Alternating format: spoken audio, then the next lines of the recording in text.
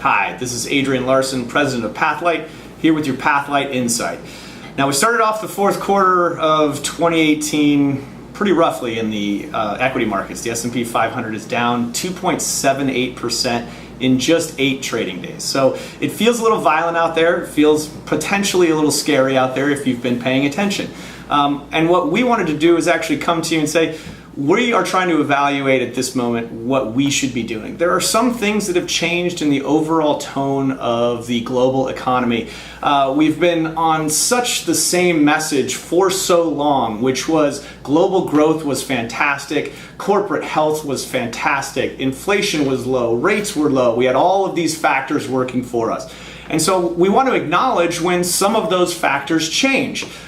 We've had, since the beginning of 2018, the 10-year interest rate go from 2.4% to roughly 3.3%. That's a big increase over that period of time. We have the Fed Chairman Jerome Powell talking about raising interest rates potentially over neutral, which could choke off economic growth in the United States. We have maybe the start of some inflation popping up, and again, that would be something that those rising interest rates would help combat.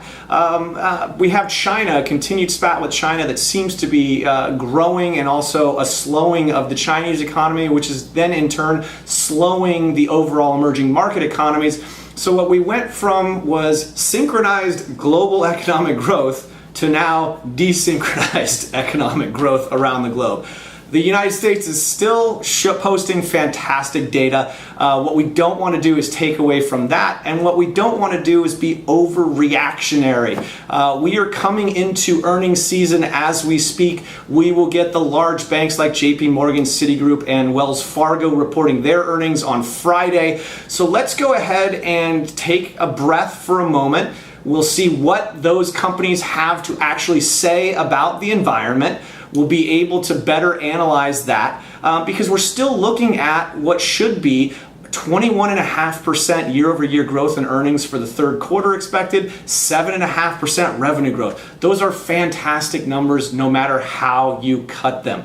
But we want to acknowledge the fact that some factors have started to roll over, and therefore it may have to push us to make some level of changes to overall portfolio allocations to maybe pull back some of that risk taking. We'll be back to you with more actions that we're going to take. If you have any questions, please go ahead and give us a call. We'd love to talk to you about it. Thanks.